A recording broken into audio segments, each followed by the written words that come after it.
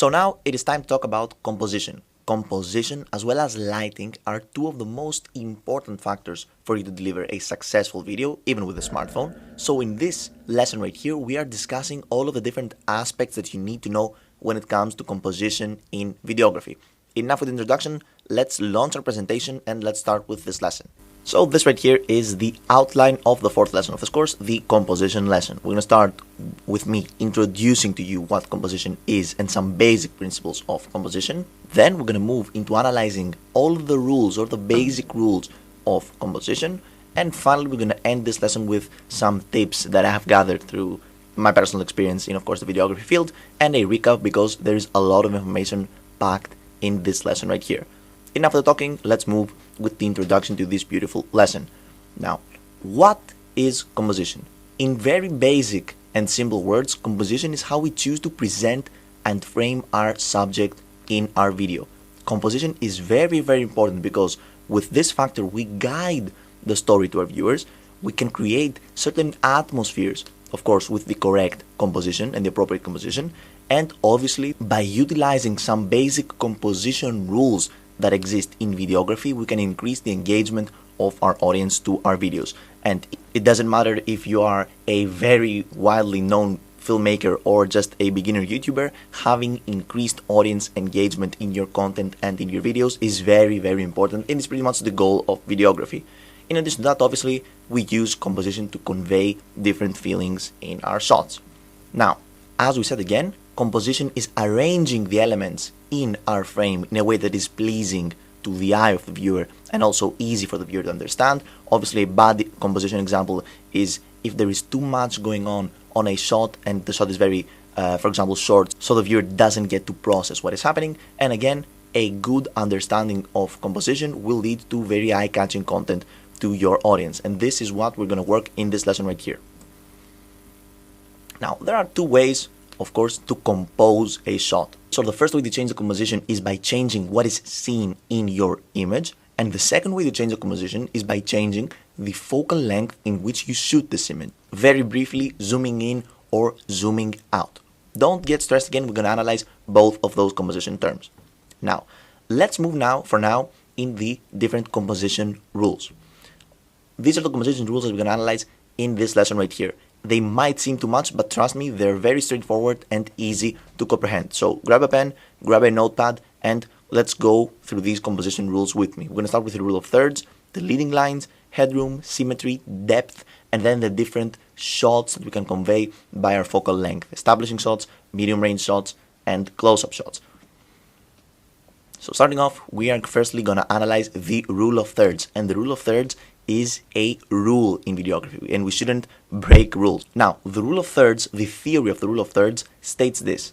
It states that each shot can be subdivided into three different sections. Each shot can be subdivided into three vertical and three horizontal sections. Now, the rule of thirds states that if we place our subject along the lines which subdivide the frame into three different sections, this will be more pleasing to the eye. In this image, for example, you can see that the photographer didn't place the subject in the middle of the frame as most beginners would do so. He placed the subject in the left line, which again subdivides vertically the frame into three different areas. So this is a prime example of the rule of thirds, and this is more appealing to the eye.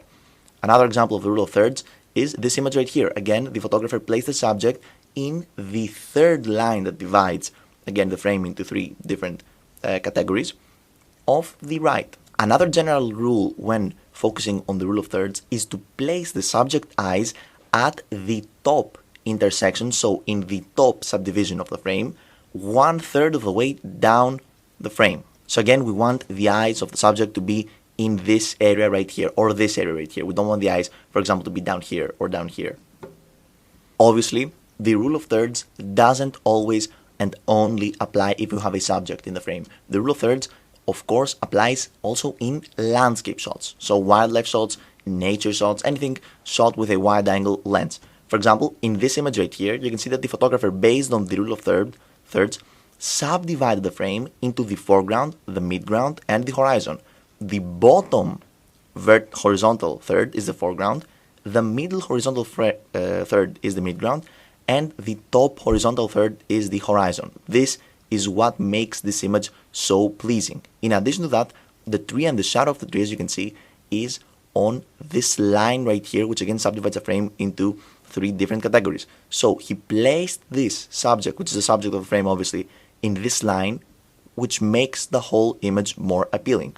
If you weren't introduced to the rule of thirds, you would see this image as just a normal image which is just eye-catching, but there is science behind this. The same thing has been done in this image by this photographer. Again, he subdivided the image into 3 parts. We have the foreground, the midground, and the sky level, let's say. And again, he placed the subject, which is the first subject actually, which is the tree, in this line right here. And the second subject, which is the sun, you can see that it is very close to this angle right here, which again is very eye-catching. These 2 photographs are example of vertical axis division of the thirds. So the key subjects of the frame, which is again the difference between the land and the sea in this image, and again this rock right here, is placed on one vertical third. As a rule of thumb, when it comes to the rule of thirds, remember that you must place the subject in the lines which subdivide the frame in, again, thirds. This is the key that I need you to remember for the rule of thirds. Now let's move to the second rule of composition, which is the rule of leading lines. Leading lines are again something that if someone doesn't introduce you to it, you wouldn't pay attention to it. But leading lines are pretty much lines within an image that lead the eye into the subject. For example, in this image right here, I have drawn the arrows that lead the eye through the dog. But even if I didn't draw these arrows, you can see that the photographer uses all the lines of the bridge again to draw the attention to the subject of the frame. The leading line rule is a very, very common rule, and if you keep your eye open, you will see that leading lines are everywhere in video. Obviously, as we saw from the previous image, in which the photographer used those bridges as leading lines, pretty much everything could be a leading line. Some of the most common leading lines in videography and in photography could be streets, buildings, and different textures. So, for example, in this image right here, the photographer used those buildings again to lead the eye of the viewer to this lady right here. In addition to that, leading lines, especially in videography, can apply just like the rule of thirds in a huge variety of different videos. Landscape videos, portrait videos, wildlife videos, urban videos, as well as photographs of all of those aspects right here could be composed with the rule of leading lines. Another thing that I want to point out here is that you shouldn't just follow one composition rule. You can combine 2, 3, 4, or 7 composition rules in the same image or in the same video. Obviously, you can use the rule of thirds with the rule of leading lines in a video, for example. Another example of leading lines, these are photographs because I didn't want to bore you with showing you videos, 30-second videos in each one of those rules. So this is an example again of those 2 leading lines, focusing the focus of the viewer again in this child right here. Next, this is another example of leading lines. You can see that this photographer used the horizon as a leading line to again put the attention of the viewer to this church, and also this path is also a leading line which again focuses the attention of the viewer to the church. So again, I want you to focus on the placement of the church in the third. This subject was carefully not placed in the middle of the frame, again because the photographer followed the rule of thirds. Moving on to the third rule of composition, this is the rule of headroom. Again, the rule of headroom, as you can see from the image right here, refers to when we're shooting a subject in which again is being set in an interview type video. For example, this video right here that I'm shooting follows the rule of headroom, and this rule states that there should be a specific distance between the head and the top of the frame, as well as the head and the sides of the frame. If the distance between the top of the head and the frame is too much, this will lead to an awkward result. If the distance of the headroom is too little, this will lead to a claustrophobic result. So this is pretty much the rule of headroom. As you can see, this is a perfect example of an image with too much headroom. This is definitely unneeded. We didn't need that much headroom in this portrait right here, and this is why it gives a bit of an awkward result. In contrast, you can see photo A has a good amount of headroom, but photo B, which is pretty much photo A but cropped, we have no headroom. So this makes the image claustrophobic. We don't want it. Very simple rule, very easy to implicate. Next, we're going to talk about symmetry in our composition. Now, symmetry Obviously, many filmmakers and photographers adhere to the rule of symmetry. We all know the pros of symmetry. Obviously, it appeals to the eye, it is very satisfying.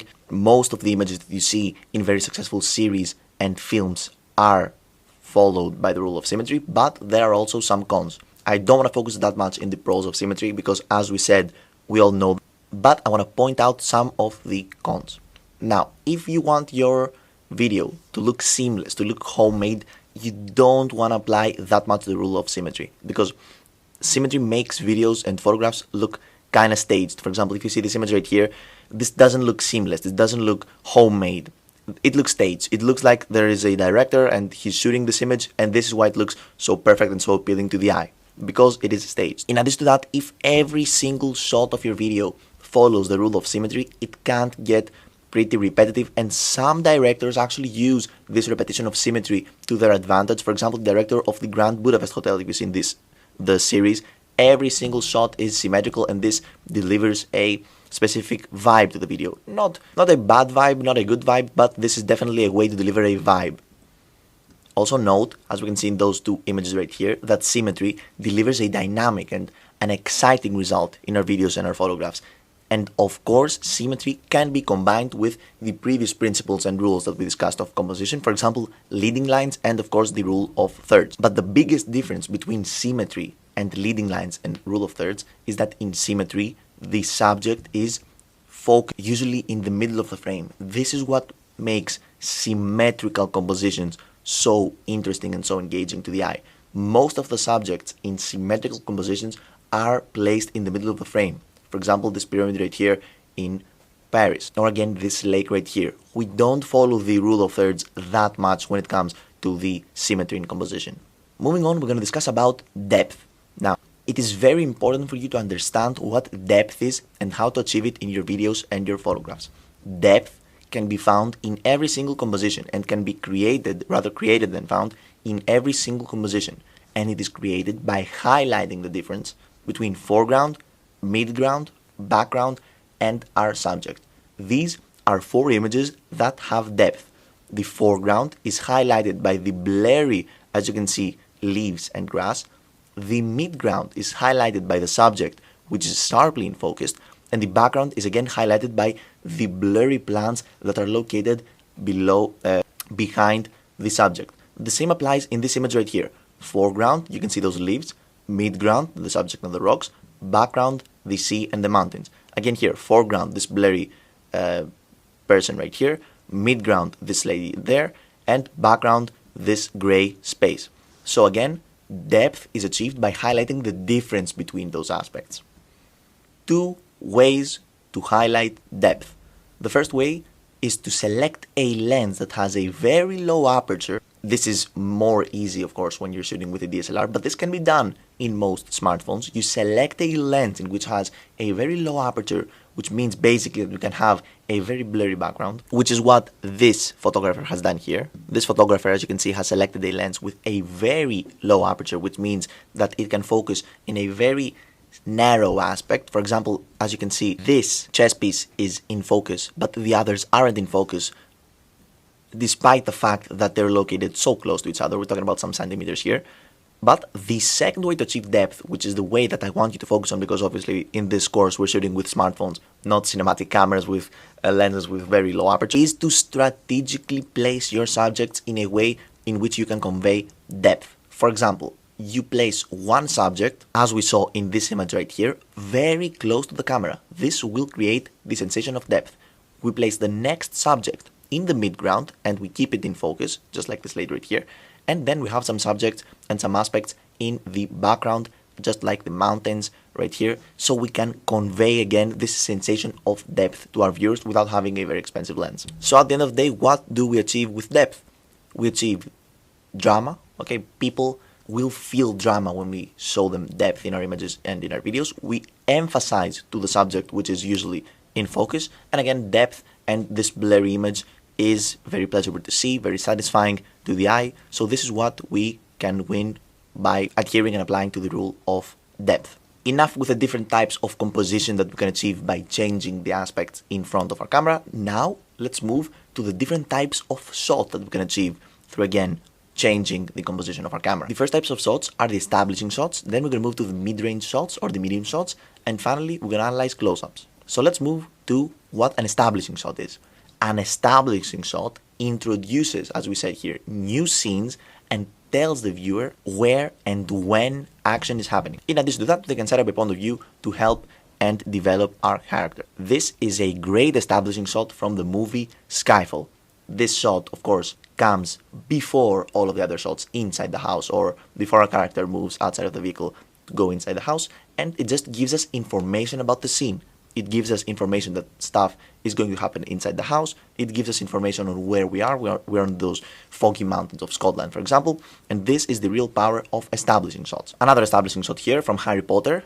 It is an introductory shot to the scene, and we usually use establishing shots when we start and when we end a scene. So we want to start our scene with a wide establishing shot so the viewers know where the scene is going to happen, and after the scene happens, we again end the sequence with again an establishing shot to remind the viewers where all of the scene occurred. Just for the record, the establishing shots are usually shot in a wide angle mode, and there is not much movement in them. The camera is stabilized in a tripod. Moving on, let's talk about mid-range shots. To achieve mid-range shots, we don't have to be very wide in our cameras. We need to zoom in digitally or analogically, or we can just move closer with our camera. Most mid-range shots, just like this image right here from the Hunger Games, are shot anywhere from 24 to 40 millimeters if you're using a lens. If you're using your phone, just if you don't go in telephoto mode or wide angle mode, your phone will usually shoot at 24 millimeters. So most of the shots with your phone, of the videos that you take with your phone at ×1 magnification, are going to be mid-range shots. In general, remember that medium shots are the vast majority of shots during a sequence. Moving on, close-up shots. I don't really use close-up shots that much because I'm not a filmmaker exactly, but these are more dramatic.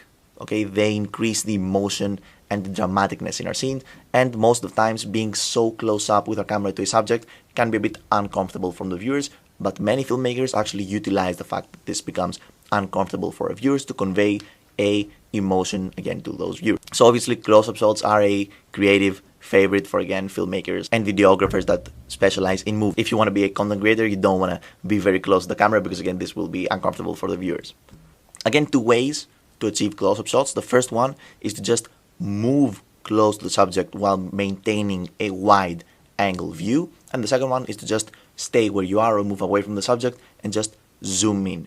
How do I know that this shot from The Revenant is with the camera very close to this person's head? You can first of all see the distortion that the wide angle lens produces in the head of this man, as well as you can see that the background is not that blurry. In contrast, in this image right here, I can see again the distortion that the telephoto lens produces into the eyes of this person, and we can also see a very, very blurry background. Same applies to this image right here. Moving on, let's analyze some tips when it comes to composition. I know that there is a lot of information in this lesson, so let's go ahead and just clear things out. Some tips that I have to give you from personal experience is, first of all, don't be stressed with all the composition rules and principles that we discussed in this lesson. Most of the times these will come naturally to you, but I want you to just be introduced to all of the different rules so you have it in the back of your brain. So first of all, the first tip that I have to give you is to have a wide variety of different composition rules and aspects in your videography. This is the number one tip that I want you to get from this lesson. Use a variety in your videography. The second one is you don't need to be afraid to break some of the rules. Rules are made to be broken, and videography is a very creative space, so I don't want you to just adhere to the rules and be afraid to experiment. Don't be afraid to break rules. The third one is to get inspired by the work of others. Obviously, you don't have to reinvent the wheel. The wheel has been already invented. Just watch content from other creators, depending on the field that you want to go to. Watch movies, content from other creators, and just get inspired and steal small aspects from them. This will help you very, very much in this field. And of course, the last two tips is to experiment yourself. Grab your camera, go out there, try different composition principles and rules by yourself. See what adheres to your videography style and what just doesn't adhere to it, and have fun. So let's do a small recap of this lesson because there was a lot of information in it. We started by analyzing what is composition. Then we moved to analyze all of the rules of composition, the rule of thirds, the rule of leading lines, the rule of headroom, the rule of symmetry, the rule of depth, and then the three different shots that can alter your composition: the establishing shots, the mid-range shots, and the close-up shots. Before we end this lesson, let's go ahead and see and analyze the composition rules and principles that have been applied into this shot right here. You can see that this is a close-up shot with not much headroom, again, because the creator wanted this to be a very dramatic shot. It doesn't follow the rule of thirds, but it follows the rule of depth and leading lines. We have depth because, again, the background is very blurry, so we have a difference between the subject and the background. And can you spot the leading lines rule? The leading lines, this is the leading line right here. It is the horizon, which again focuses the viewer directly to the cold-blooded eyes of the subject. So this concludes the lesson on composition. In this lesson right here, we talked about a wide variety of new terms and new definitions that I want you to know. There is a lot of information for you to digest after this lesson right here. And now that we are done with composition, it is time to move into the next lesson, in which we're going to discuss about different types of transitions between two clips. So see you in the next lesson.